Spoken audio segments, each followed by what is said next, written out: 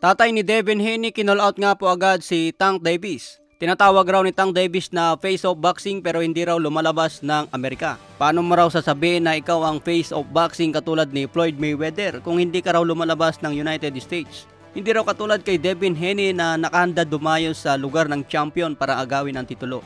Katulad sa naging laban niya kay Kambosos, dumayo pa sa Australia ng 2 beses. Binanggit ni Bill Haney na available daw sila na lumaban kay Tank Davis. Kung interesado raw si Davis na umakyat sa 140 pounds para agawin ang titulo ni Haney. Nakandarawi kasi ang laban at nakikita niya na big fight kay Tank Davis. Kaya ano pa raw ang ginagawa ni Tank Davis? Umakyat na raw ng division at palagan si Devin Haney. Binanggit pa ni Bill Haney ang tungkol sa mga demand ni Tank Davis. Marami daw demand itong si Tank Davis kung siya na ang mapapalaban. Kaya kahit sino raw ang kalaban ni Devin Haney sa 140 pounds, nakanda ikasa ang laban. Binabalak na rin ang kampo ni Haney na umakyat sa 147 pounds. Kapag may malaking offer daw sa 147 at alam nila na magandang business ito at big fight, talagang kakagatin raw ng kampo ni Haney. Sa ibang banda naman, Zabjuda, maganda nga po ang naging komento kay Devin Haney. Wala raw makakatalo kay Haney sa 140 pounds. Talagang nagpakilala daw si Haney sa kanyang performance. May kasama pang knockdown ang panalo at dinomina ang buong 12 rounds. Kung sakaling mapalaban si Devin Haney kay Teofimo Lopez, Ryan Garcia at Rolly Romero, nakikita pa rin ni Zabjuda na panalo si Devin Haney.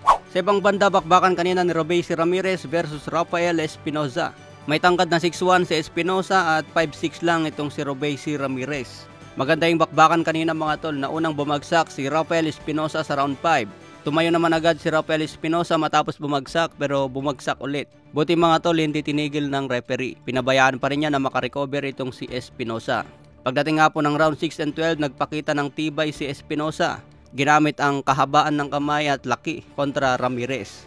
Kaya makikita natin sa laban mga tol, nahirapan na rin si Ramirez lalo na sa 12 rounds. Hanggang kumonekta nga po ng malinis itong si Espinoza at bumagsak naman si Robeisy Ramirez. Halatang pagod na si Ramirez at nawawalan na ng lakas sa 12 rounds. Nakarecover naman agad si Robeisy Ramirez at nagpatuloy ang laban. Buti na lang mga tol, naabutan na ng oras sa round 12. Kung may oras pa sana, baka tuluyan ng bumagsak si Ramirez. Kaya pagdating po sa hurado, majority decision ang panalo ni Rafael Espinoza. Upset ang nangyari kay Robeisy Ramirez dahil siyang inaasang panalo. Si Rafael Espinoza na po ngayon ang bagong WBO featherweight champion. May kartada na 24 wins, 20 KOs, walang talo. Habang si Robeisy Ramirez lumagapak ang kartada sa 13 wins, 8 KOs, may 2 talo. Matatandaan ang sinabi ni Robeisy Ramirez na hindi raw siya natatakot kay Naoya Inoue. Aabangan daw niya sa featherweight division at tatalunin niya lang si Inoue. Pero ngayon mga tol, nawala na sa kanya ang WBO kaya wala nang Inoue fight.